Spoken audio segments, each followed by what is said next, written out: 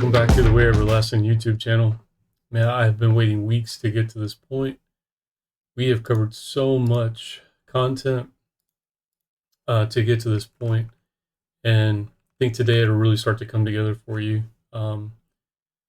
Really help explain and better help you see the reason that the Father took us down this route to painstakingly, lay some of this out. Welcome back, Havarine. Welcome back, family, to the channel. I'm humbled to be here with you again. So, um, jump right into it. So, this week we want to talk about the lost sheep of Israel and our journey of trying to determine who is Israel. Did the scripture give us clues? Did it tell us who and where Israel is and is made up of today? And I often read scripture that at the time I let words pass through me subconsciously. Maybe the verse I'm reading is one I'm not familiar with, or one I'm not familiar with, or a subject I'm not looking into at the time. And so sometimes you read those words and they just kind of flow through you, and you don't pay as much attention to them. And I admit in this study that the Father has breathed new life into Matthew chapter 10, verse 5 through 7. And if we look at Matthew chapter 10, verse 5 through 7, YuhShua makes a peculiar statement. And the reason it's peculiar is because you really have to have a Hebrew mindset to understand what he's saying. Matthew 10, chapter 10, verse 5 through 7. YuhShua sent these 12 out. He's talking about the original disciples and charged them, commanded them. He gave them instructions. He says, saying, don't go among the Gentiles. Don't enter into any city of the Samaritans. Rather, go to the lost sheep of the house of Israel. And as you go, preach, saying that the kingdom of the heavens, Shamayim, is at hand. Now, I believe that this was probably a mistranslation. Can't say it definitively, but most likely this should have been interpreted, at least in my mind, of what I know about Scripture, that the kingdom of, not just the Shamayim, but the kingdom of the Mashiach is at hand. That Messiah has come, and there's a reason for that. There's a reason that there's a message that the disciples sent. And I just say it's my belief, it's not in Scripture. But in other words, anyway, the Scripture does say that teach them, preach to them that the kingdom of the Shamayim, the heavens, plural, is at hand. Basically saying what YuhShua taught his disciples. He says, when you pray, Yahweh, your kingdom come, your will be done. That's what he means by the kingdom of the Shamayim. Yahweh resides in the Shamayim. That's why I say it's not very far off of Scripture for me to say that. Anyway, what is interesting, though, is what YuhShua says. He says, I didn't come for the Gentiles. And, I was reading this again today, and I was like, he didn't come for the Gentiles. I know this verse. I know this verse inside and out. At least I thought I did. He says, and he said, don't enter into the city of Samaritans. And I know now why the Father took us down this route and laid all this out about Samaria, the Samaritans, the northern and southern kingdoms. We're going to talk more about that today. This is a very important point to continue to really hone in on and to repeat.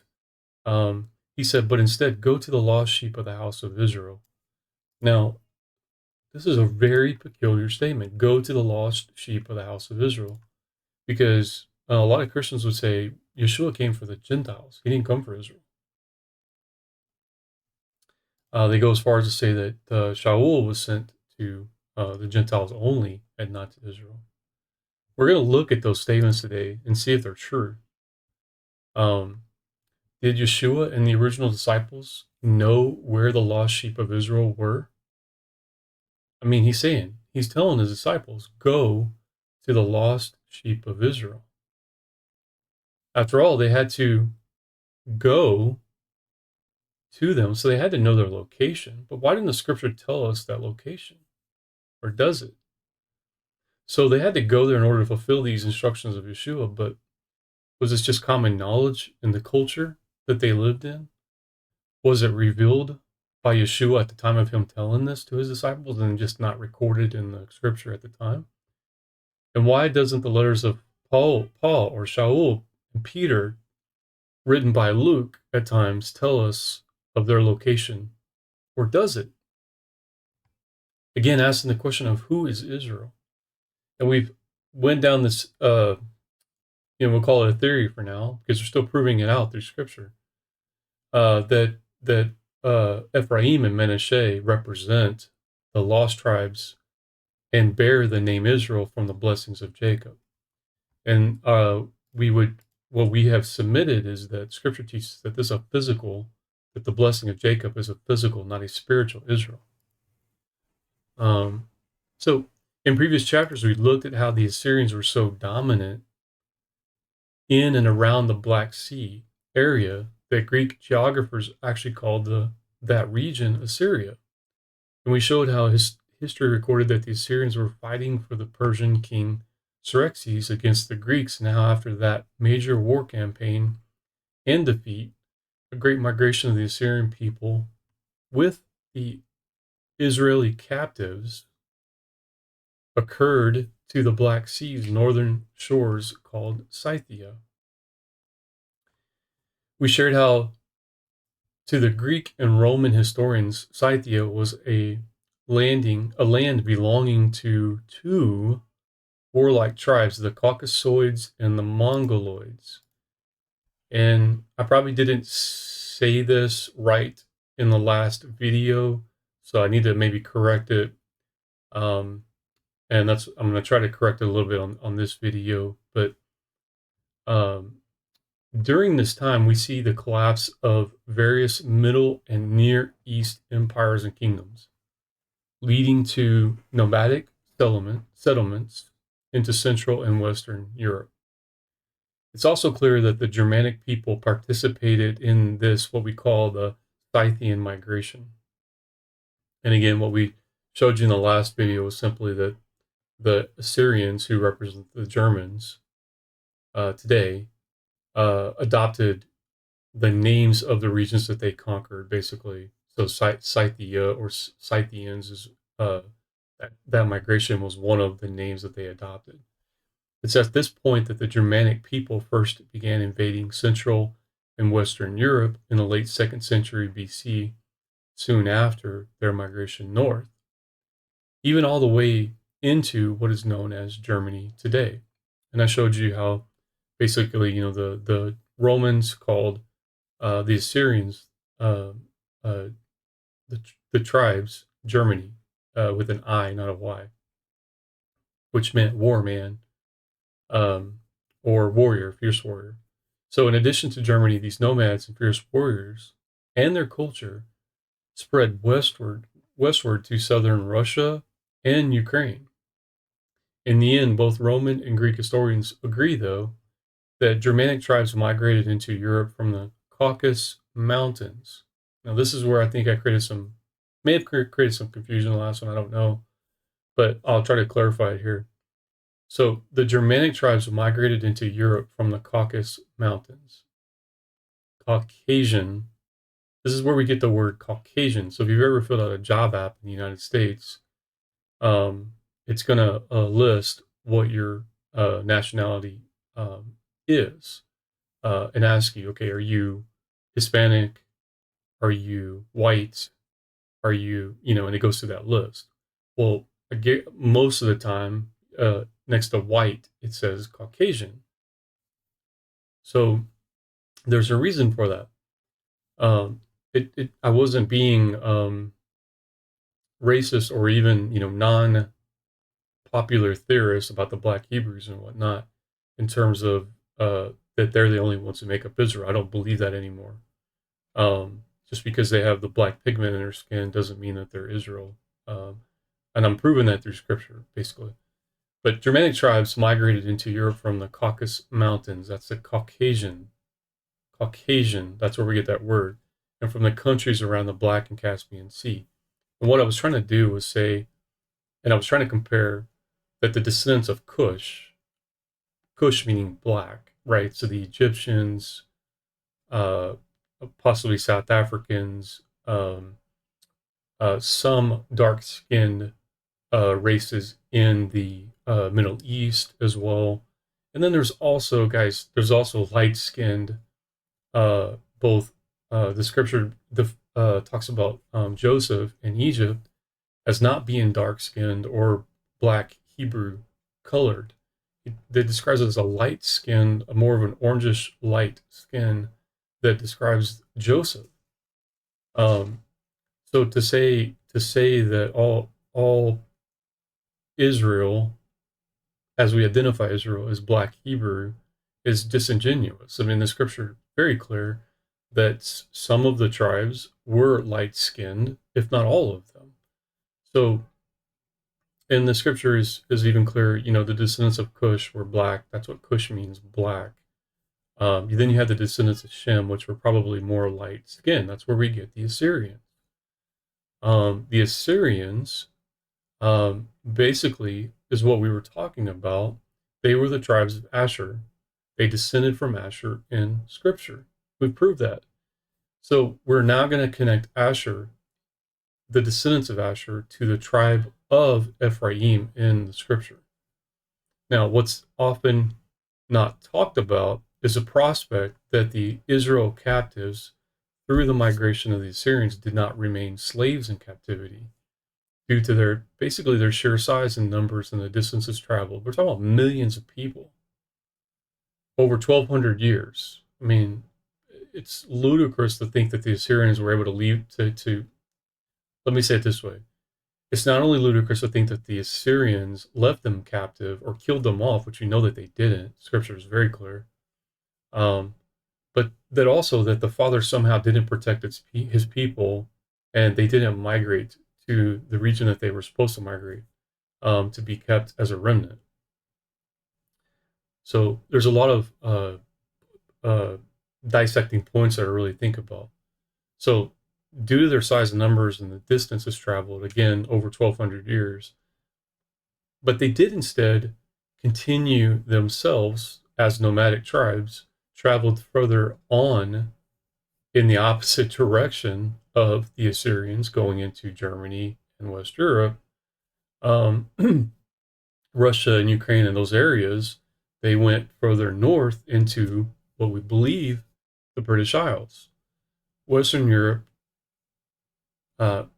also Western Europe, but through Western Europe to the Scandinavian peninsula, what we know as the British Isles. Now, specifically, this would be the tribes of Ephraim and Manasseh that were settled in the British Isles. Now, many believe that simply because 70 years after the captivity of Israel, many Jews returned to Palestine. Again, Palestine is the Roman name for the Philistines as punishment to the revolt of the Jews. Palestine is Jerusalem. So we know that they returned to Jerusalem to rebuild the temple, restore Levitical worship practices, that they, as a result, we somehow identified those two small tribes, Judah and Levi, or the Levites, as Israel. And the reason we do this is because they keep the Sabbath, or they guard the Sabbath, they observe the Sabbath.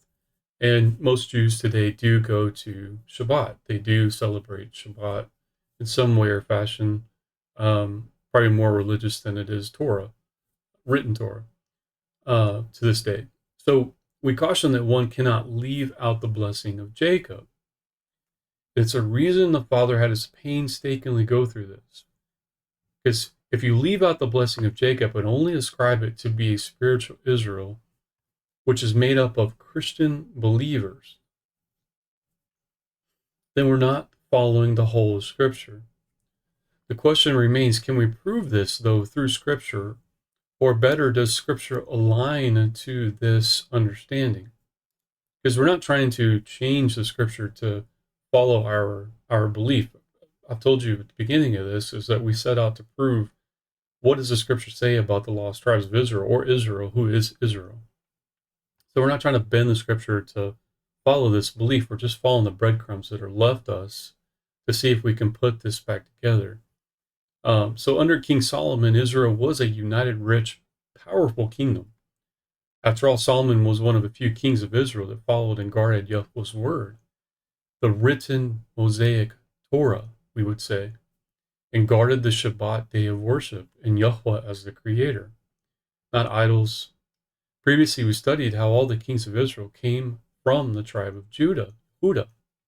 However, when Solomon died, now remember, Solomon is King David's son from the house of Judah.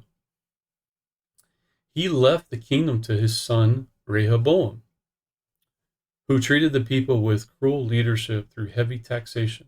And again, towards the end of Solomon's reign, he had taxed the people of Israel very heavily.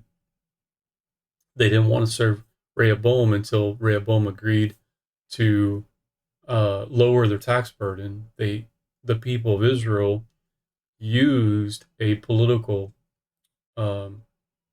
pundit, if you will, or a political leader named Jeroboam. Okay, so Solomon leaves the kingdom to his son Rehoboam, who treats the people with cruel leadership. He decides to double their taxation through his wicked counselors. This provokes a revolt of Israel, and it was led by predominantly a man from the tribe of Ephraim named Jeroboam. This is a very important clue.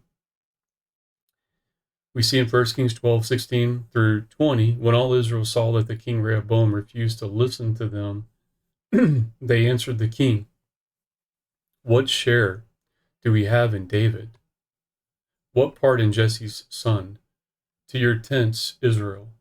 Return home, Israel. Look after your own house, David." So the Israelites went home.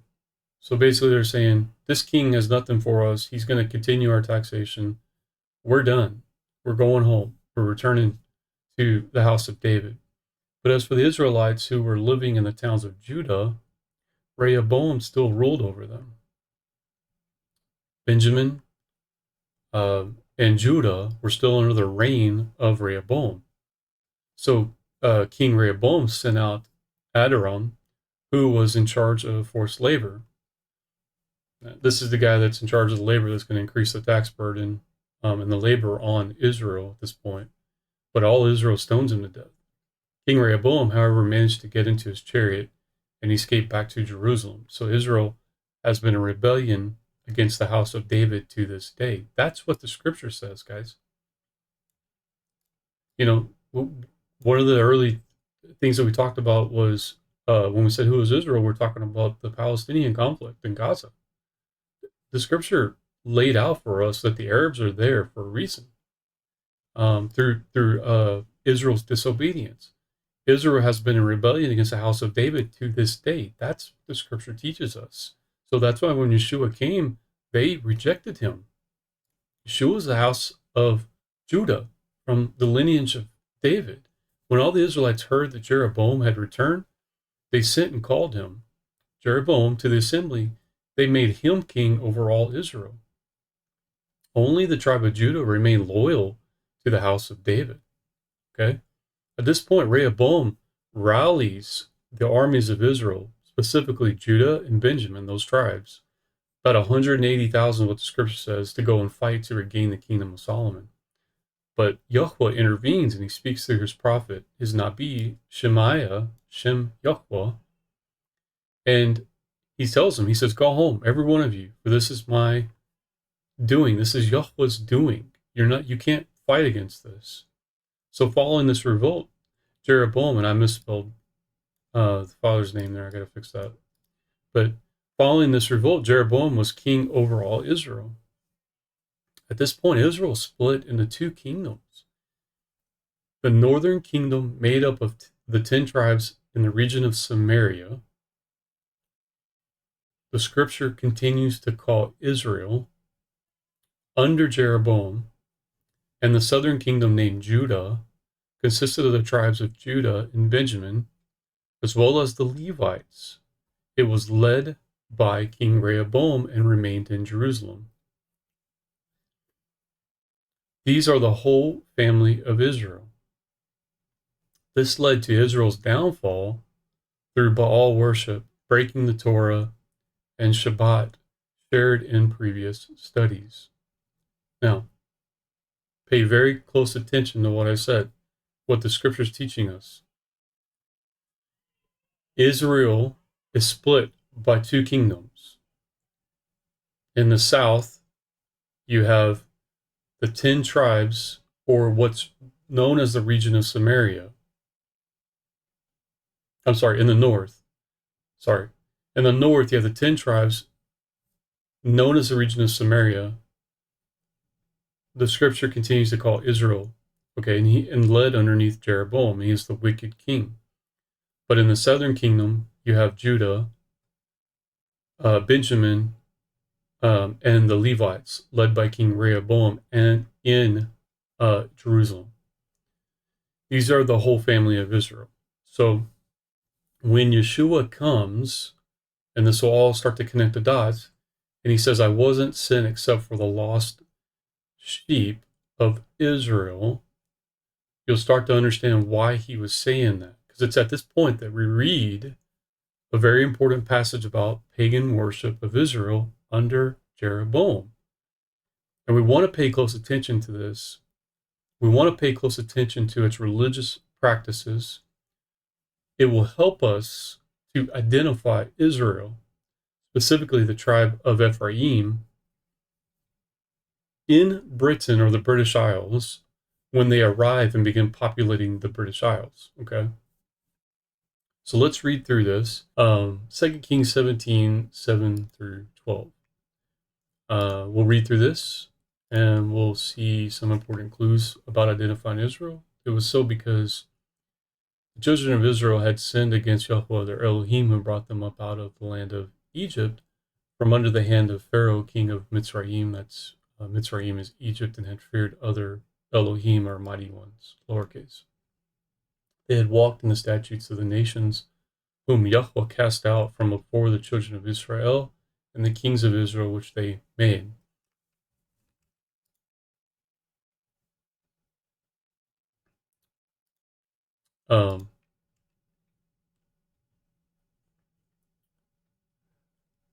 In the NIV, I think it says, it's a little bit easier to understand, but they had feared, from under the hand of Pharaoh, king of Egypt, and had feared other Elohim and followed the practices of the nations YuhShua had driven out before them, as well as the practices that the kings of Israel had introduced, meaning Baal worship. And that word feared, when it says that right there, I'm showing you the Hebrew names,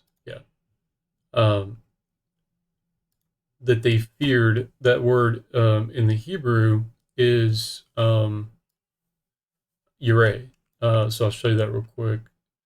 Pharaoh, king of Egypt, had feared Yireh, other Elohim, mighty ones. Go back to this verse.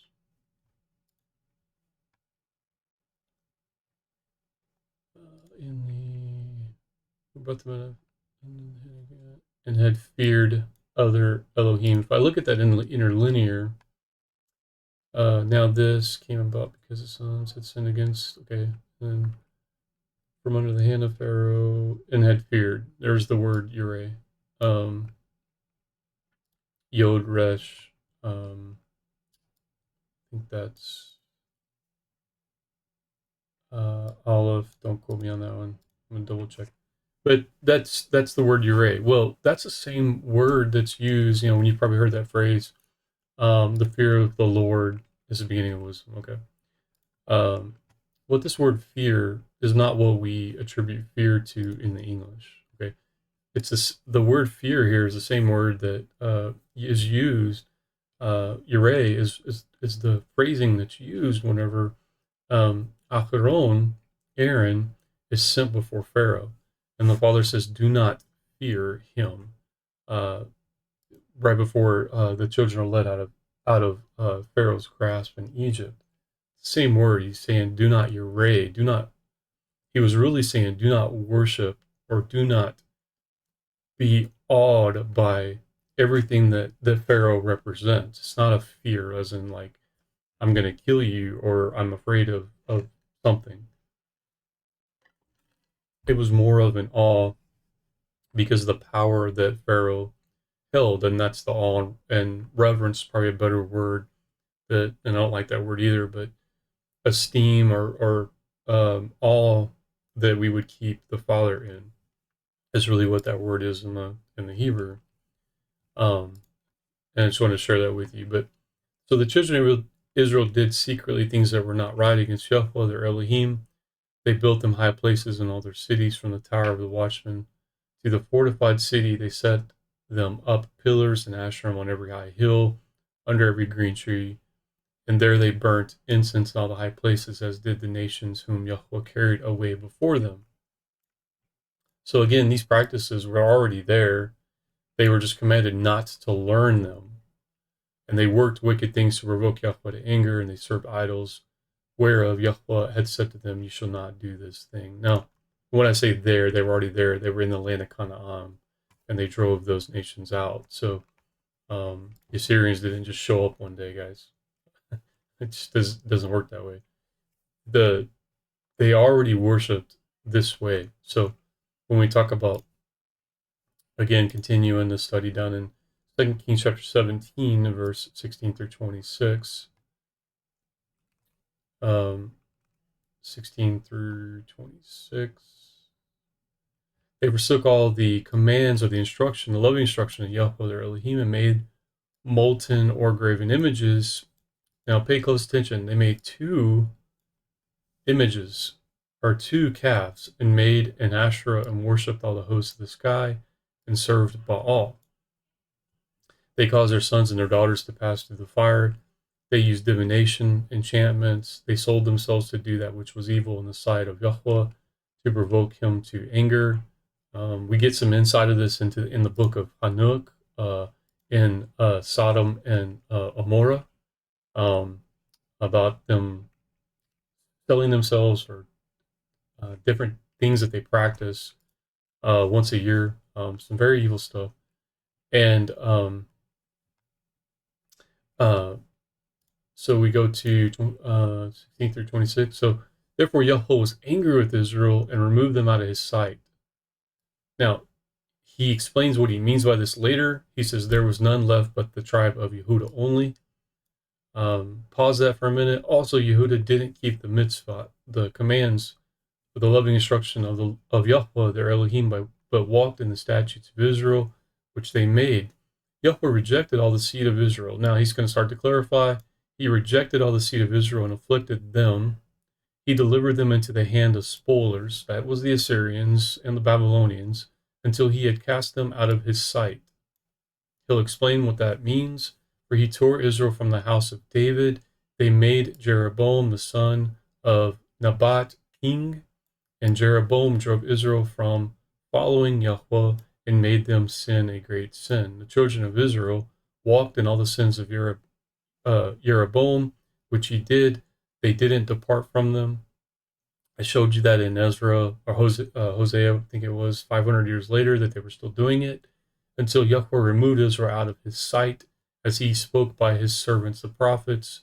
So Israel was, and this is what it meant, Israel was carried away out of their own land to Asher to this day. Okay, so now we have another breadcrumb that the Father leaves us for what happened to Israel. But they were carried away out of their own land to and by Asher to this day. So it's not a light statement. We need to really take that into consideration in our study. The king of Asher brought men from Babel and from Huta, from Avah, from Hamat and Seraphim, and placed them in the cities of Shomeron, Samaria, instead of the children of Israel, and they possessed Samaria and lived in the cities of it. It's the same today. Okay, we're not going to go as far as describing the replacement theory and all that stuff, because the Father's people are there. It's just represented by a much larger population of, quite frankly, Arabs who speak Aramaic or Arabic, and they displaced Israel. Okay, so it was at the beginning of their dwelling there that they didn't fear YuhShua. Therefore, YuhShua sent lions among them, which killed some of them. And then it goes into talking about how the king restored the law of YuhShua to bring the blessing of YuhShua back to Jerusalem. Therefore, they spoke to the Samaria. Therefore, they spoke to the king of Asher, saying, "Nations which you have carried away, the nations which you have carried away and placed in the cities of Samaria, don't know the law of the Elohim or the mighty one of the land." That's YuhShua. Therefore, he has sent lions among them, and behold, they kill them because they don't know the law of, we could simply say the law of Moses or the law of the land. So Asher, the king of Asher, commanded, saying, "Carry return the Kohanim, or one of the Kohanim who you brought from there. Let them go and dwell there, and let him teach them the law of Elohim of the land." Okay, so we've talked about this a lot. What I want to draw your attention to is the scripture we just shared leaves us with some very important facts to review. Number one, Israel has been in rebellion against the house of David to this day. That's why they rejected YuhShua HaMashiach. Only the tribe of Yehuda, remained loyal to the house of David in the end. Israel is made up of a northern kingdom in Samaria and a southern kingdom in Jerusalem. Israel followed the practices of the nations YuhShua had driven out before them. That included Egypt and Canaan, as well as the practices that the kings of Israel had introduced. That's the Baal worship. The children of Israel did secretly things that were not right against YuhShua. They built high places in all their cities, from the tower of the watchman to the fortified city, and they burnt incense in all the high places. They set up pillars and Asherah images and groves on every high hill and under every green tree. Now, this is a very important point, because it stands to reason that if the children of Israel were led into exile, not completely cut off and killed, we already studied that in Scripture that that's not accurate, but they were led into exile and are the lost sheep of Israel, that they would have still followed these practices. So is there a nation that follows these religious practices today, or at one time followed these religious practices? And there's a reason I caveat it, and I'll explain that later. But just keep that in mind. They worked wicked things to provoke YuhShua to anger. They served idols. They made two molten images. They made an Asherah and worshipped the host of the sky. They worshipped and served Baal. They caused their sons and daughters to pass through the fire. They used divination and enchantments. You could think of divination or magic as pharmacy. So we get the word pharmacy from. Israel was then carried away out of their own land to Asher to this day. Now, and then we see that YuhShua rejected all the seed of Israel and afflicted them and delivered them into the hand of spoilers, Assyrians, until he had cast them out of his sight. So when it says the king of Asher brought men from Babel or Babylon, and from Kuta and Ava, and from Hamath and Sepharim, and placed them in the cities of Shemaron, which is Samaria, instead of the children of Israel, they possessed Samaria and lived in the cities of it. Now, Babylon at the time was under the dominion of king of Assyria. The king of Assyria was either Shalmaneser, who carried Israel captive, or may have been his son Esarhaddon. Ezra 4:2. Notice all the nations, though, that replaced Israel are Aramaic or Arabic-speaking nations. Now, Aramaic was the most popular at this time. I showed you that basically, like the Greeks and the Romans forced their language on the nations. Before that was the Aramaic language. Okay, it wasn't Hebrew. Now, Aramaic came from Hebrew, or parts of it, but Hebrew was first. Go watch the Teachings of the Way We talk all about that. So what I'll point out to you though, Kuta was a city in Persia. That's the country of Babylon. Genesis 10:10. Ava, Isaiah 37:13 is the same from Babylon. Avim had settled, Deuteronomy chapter 2, verse 23. Hamath, a city of Syria, Assyria, which lay on the northern borders of the land of Canaan. And Sepharim was thought to be the city in Syrio-Phoenicia, Isaiah 36:19. Notice the scripture says of Israel that they set up pillars and Asherim images and groves on every high hill and under every green tree. Now, in the Hebrew, what this is saying, it says an image is a column or a memorial stone. Something set upright, especially a pillar or sometimes a statue of worship like Baal. Now, the term groves here refers to a place marked by trees. That would mean that the tribes that were led captive already worshipped in the same manner and forsook Yahweh. It also means they continued these same pagan worship practices in the location they finally ended up in after captivity in the British Isles. And we should find and see this in the British Isles and in the European region. And there's only one religion that became known for these types of pagan practices. Again, pillars, images, but very specifically pillars and groves, false images, witchcraft, pharmacy, and human sacrifice by fire, and that is the Celtic Druidism. Okay?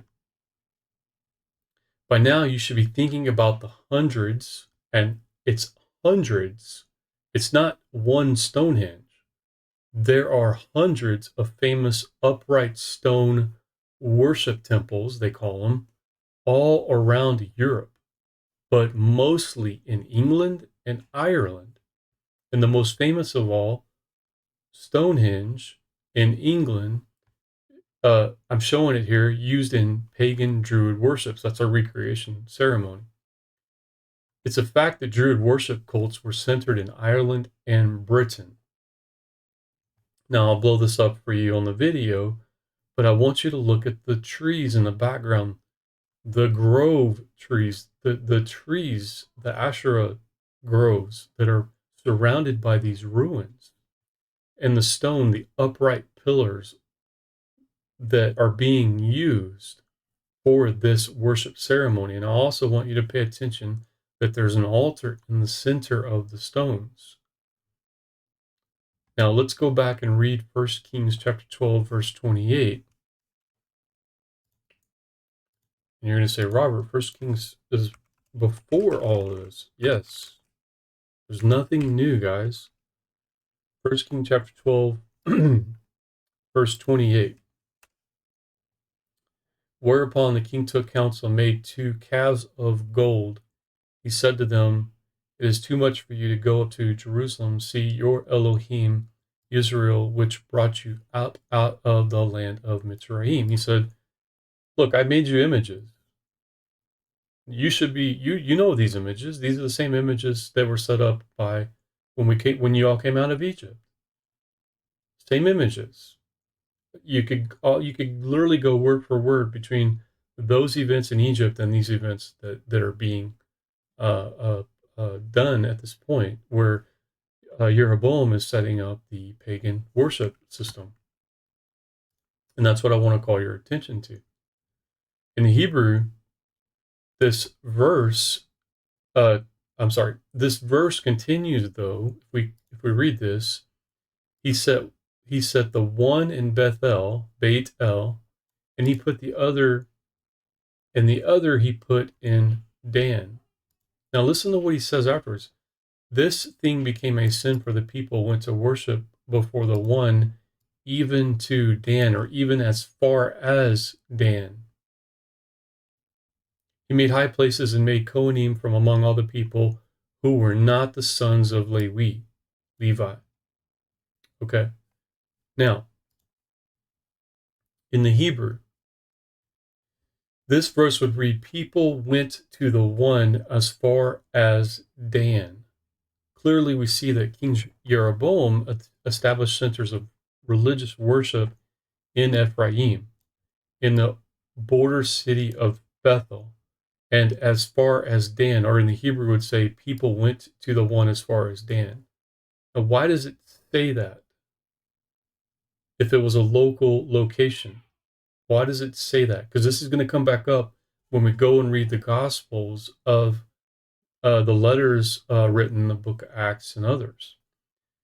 It's not a coincident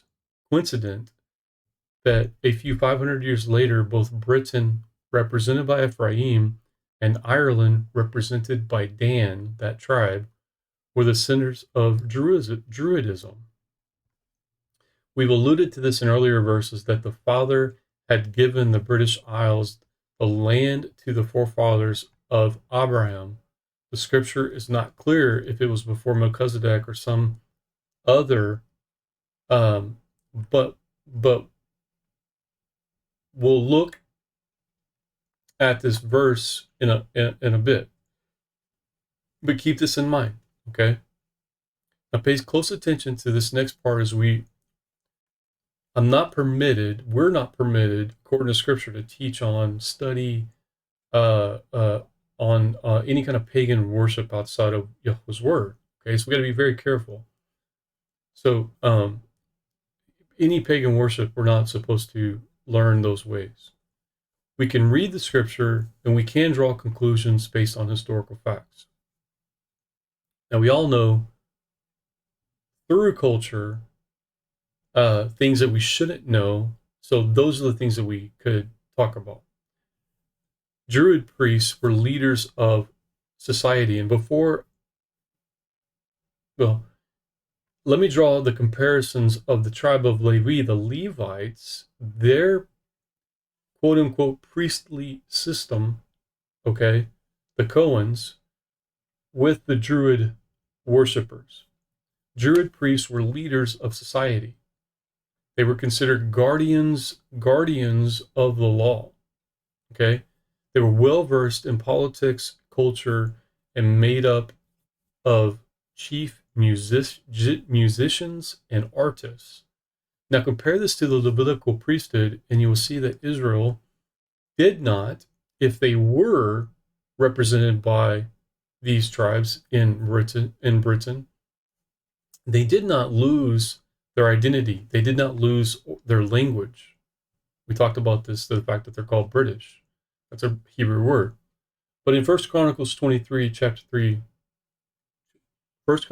23, verse 3 through 5, we can see the Levitical priests of the tribe of Levi were judges, teachers, poets, musicians, great artists.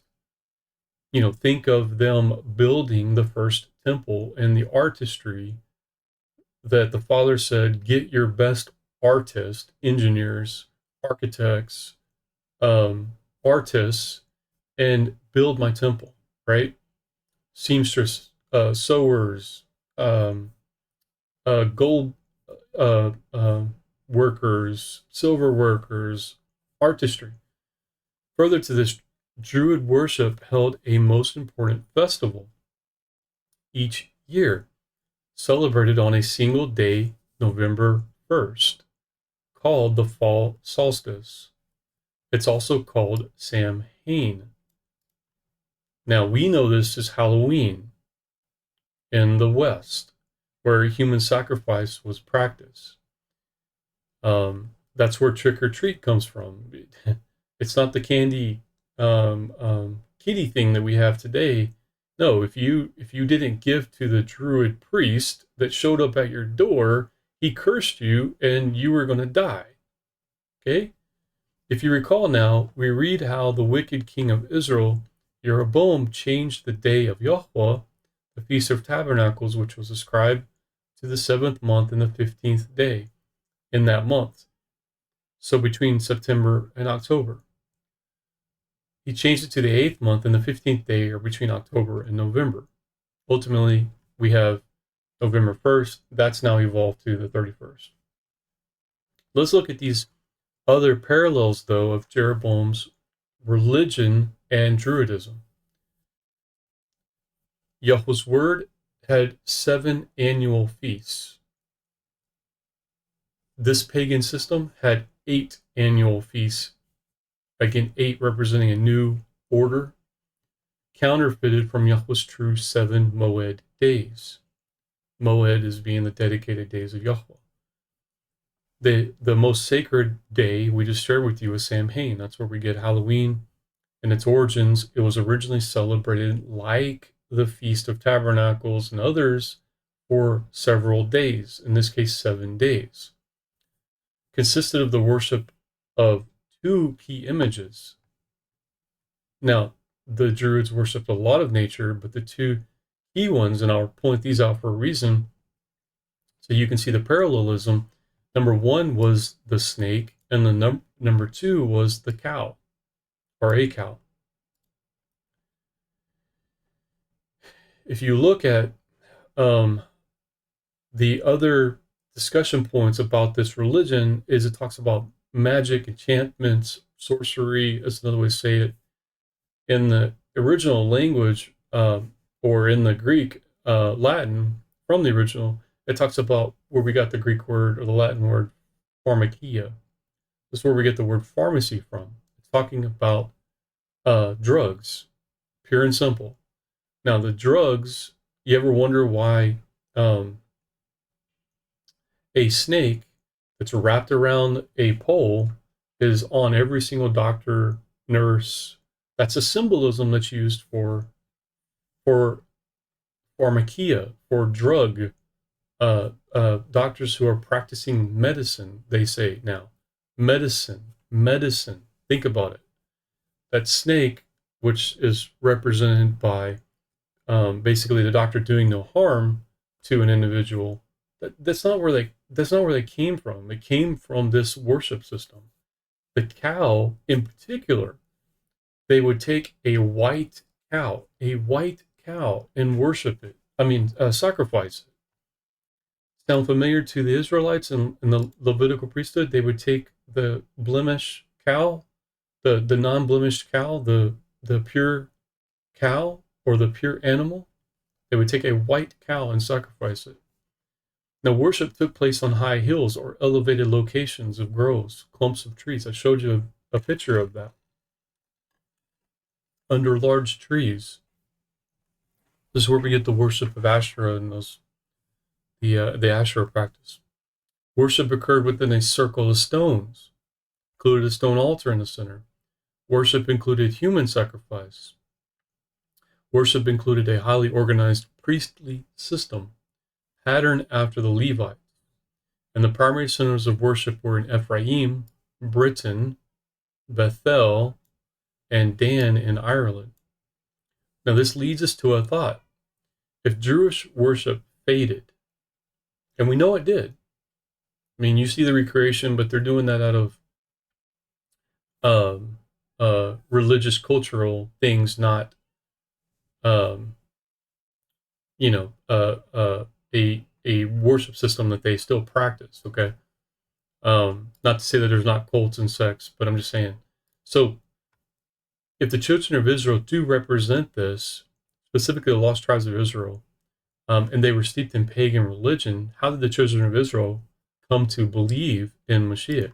Or said another way, how did Britain, Great Britain, the British Empire, become Christian? Think about this. Because it was not until I was writing these chapters on who is Israel until I realized the significance of the work of the messengers called apostles of the book of Acts, the letter of Acts, on these events. Okay? Why is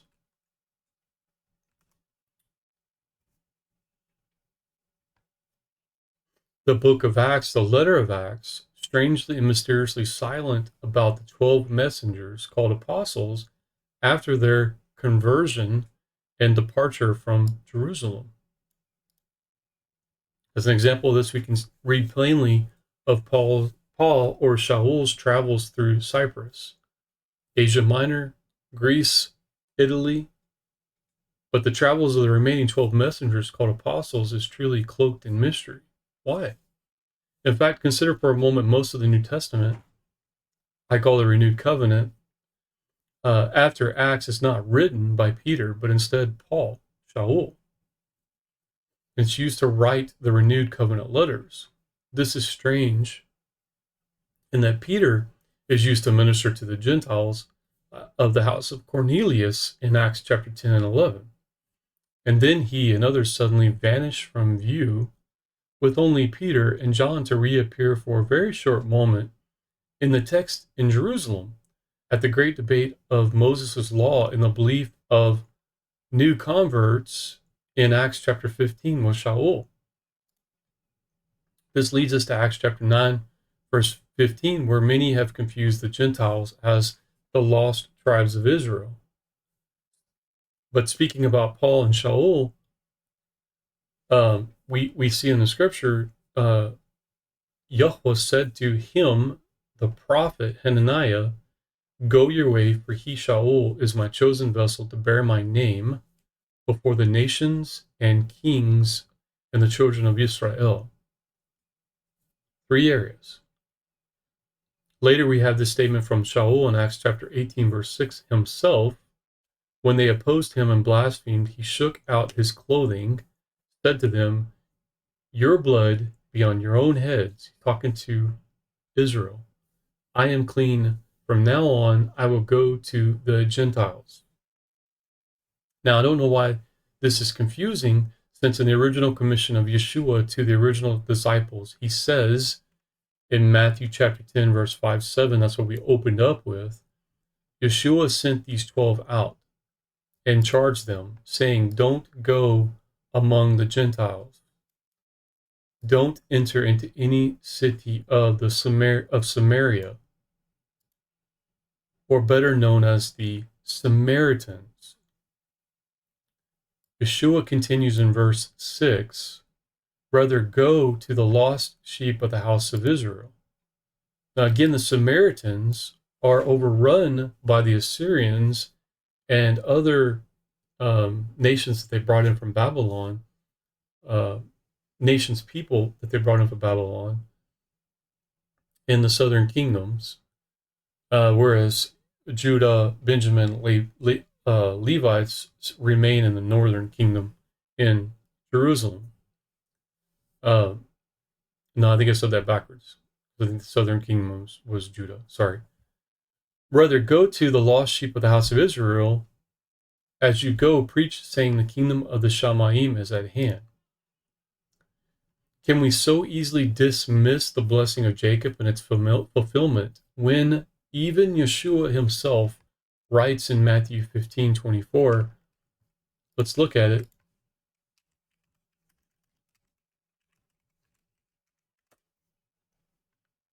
"I wasn't sent to anyone but the lost sheep of the house of Israel."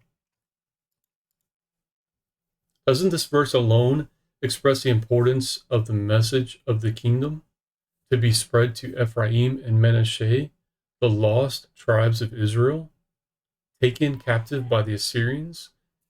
Doesn't it fly in the face of restoration of a spiritual Israel only? This is why it's important to put the letter of Acts into context and the disciples' travels to deliver this message to both Israel and Gentile alike. It's as if the letter of Acts ends in the middle of the story. Luke, who's the main author, and the Ruach HaKodesh never finishes the life of Shaul after 2 years of imprisonment ended. Or did it? Remember, YuhShua said of Shaul, "He is my chosen vessel to bear my name before the nations, kings, and children of Israel." We know Shaul fulfilled the first part of this by teaching to the true Gentiles in Cyprus. So he taught to the Gentiles. These are the true Gentiles in Cyprus, Asia Minor, Greece, and Italy. We have a clear understanding of this. We also know Shaul fulfilled the second part of this through a 2-year imprisonment at Rome that allowed him to appear before kings and according to Roman law if no accuser appeared after 2 years, Shaul, known as Paul in Rome, or as a Roman citizen, would automatically have been released. Yet Luke never finishes the story after Shaul's release. And that's all I've often wondered why the letters of the Acts and the New Testament jump around and or just never finished. And the Father showed me through this study why. We believe that this was hidden from us by YuhShua so as to not reveal the location of the lost tribes of Israel until a prophetic 2,520-year punishment was fulfilled. We're going to go into that in the next time we get together. We're not going to cover that right now. Suffice to say, 2 Kings chapter 7 says that the children of Israel walked in all sins of Jeroboam, which he did. They didn't depart from them. And then he makes this statement, until YuhShua remove Israel out of his sight. And as he spoke by all his servants, the prophets. So there's a prophetic tie-in to this study that we want to deep dive into in our next study together. Now, YuhShua through the Ruach left us some breadcrumbs, even though he hid this from us for a period of time. And once the time of punishment was complete, we see this in the letter of James. Now, do you think it's a coincidence? Before I read this, think about this. James is not James. It's the English name. James is Jacob. Jacob is Yaakov. We're talking about the blessing of Jacob. Do you think it's a coincidence in this statement? Okay? That this letter, the address, the beginning of the address of the letter of James, remember Jacob, Yaakov. The issue is that the letter, if you read it, let's go look at it in the NIV. So we go to James chapter 1.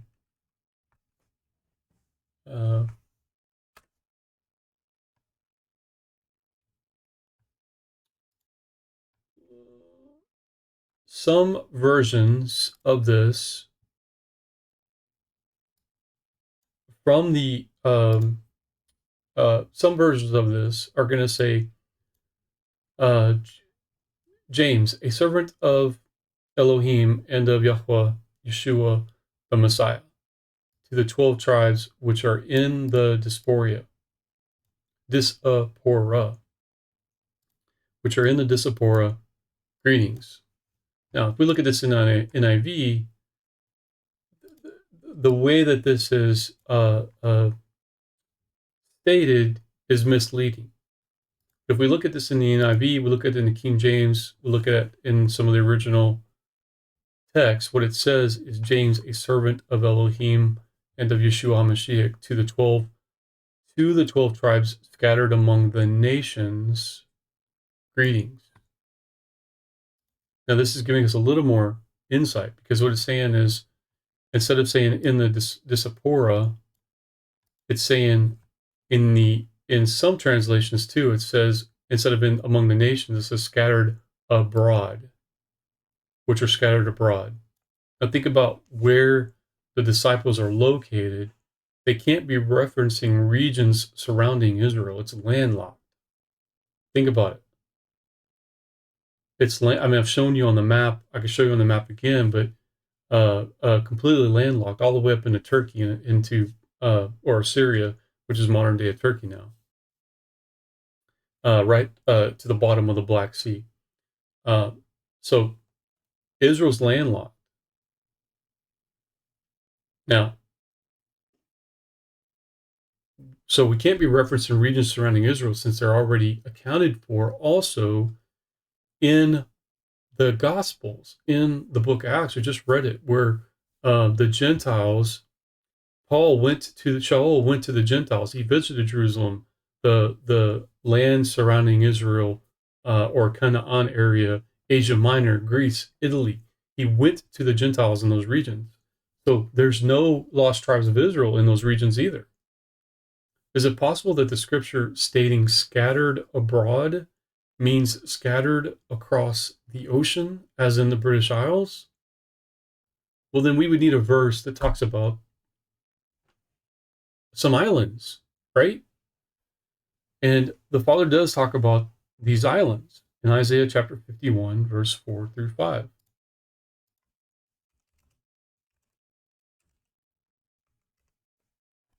Isaiah 51, verse 4 through 5. I kind of want to read it from the beginning as we close this teaching session, because I want you to get the full context of what this is talking about. Isaiah 51, verse 1 through 5.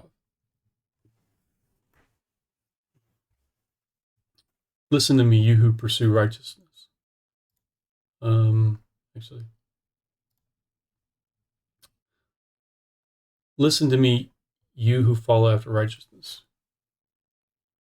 You who seek Yahweh. Look to the rock whence you were hewn, and to the hold of the pit whence you were dug.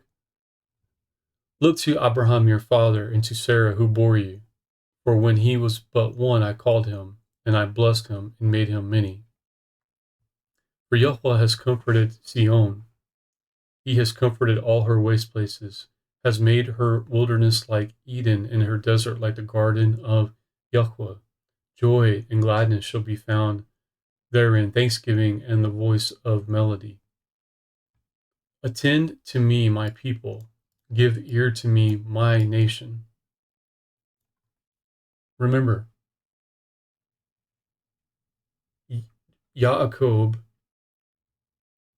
passes his blessing down to Joseph, down to Ephraim and Manasseh, but he's very specific.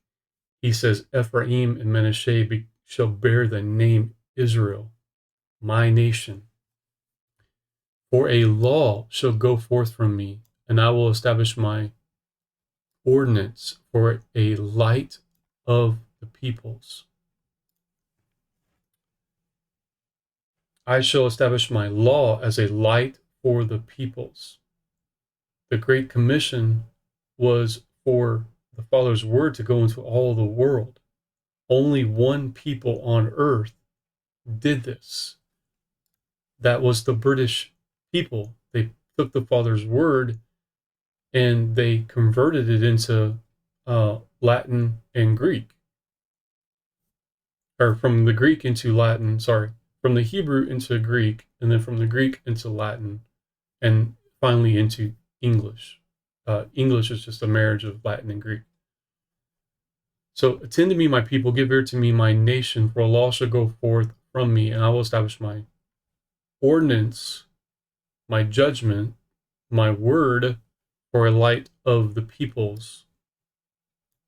My righteousness is near, my salvation is gone forth, my arms shall judge the peoples, the isles shall wait for me,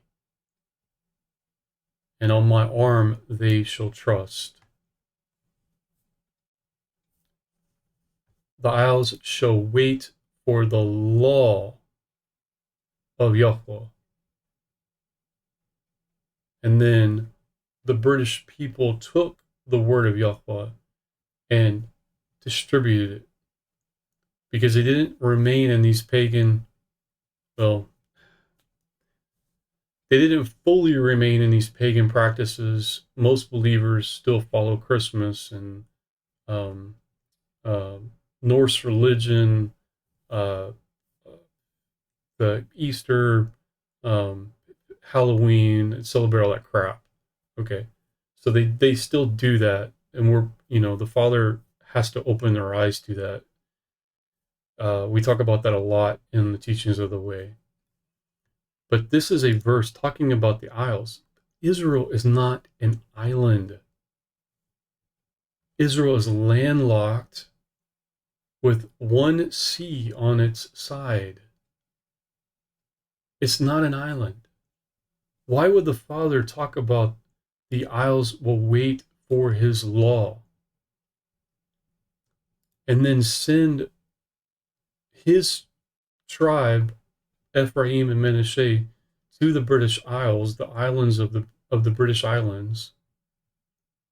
They would then distribute his word across the greatest empire that has ever been built by men of 3 billion people, where the sun never sets.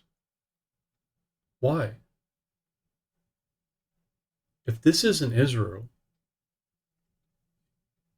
I don't know what to tell you. Like, you try to connect the dots to some other nation and some other worship practices that resemble the Levitical worship practices to the T. So, as we continue, we do want to talk about and continue this period, prophetic period, of 2,520 years of punishment, and pick up there when we come back together again next time. Thank you so much for being with me on Shabbat.